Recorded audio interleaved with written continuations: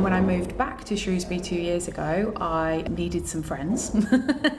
And so I decided to join the choir that meet here on a Tuesday. And I sat down next to Lisa, who's the vicar here, and got talking to her about, other things I could be involved in. So I started volunteering on a Wednesday morning at the warm hub here, and I just got talking to local people.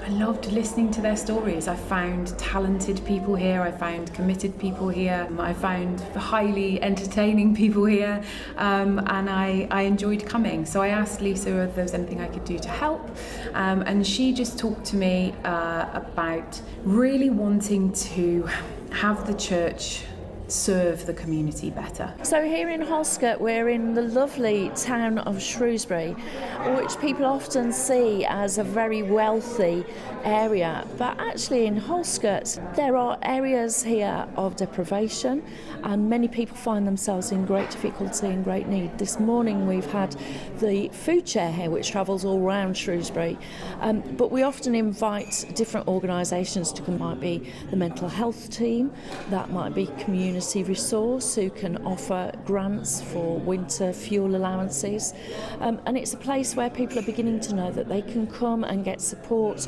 and referrals to other places, but also importantly a place that they can meet and be and get to know us as the church community. She wanted to try and create better connection and really have the church reach out to people. And that was when I thought, I think I've got some skills that might be able to help, and I've also got some friends that might be able to help. So that is when my good friends Peter and Catherine Walker got involved and allowed us to have their Buttons project.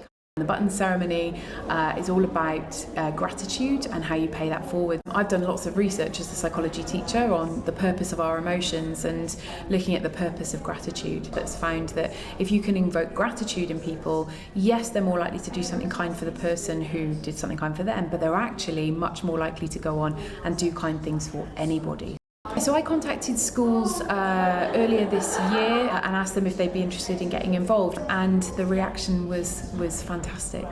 Those teachers are so committed and so hardworking, and it was really meaningful to them. That was really clear in the ceremony. I left them busily plotting what they could do with their students and how they could adapt it to the work they were already doing. So one class was learning about London, so they've created artwork out for pearly kings and queens using, shiny pearly buttons, which is just genius. The talent and creativity of those teachers is beyond anything I could have imagined. It was really fantastic.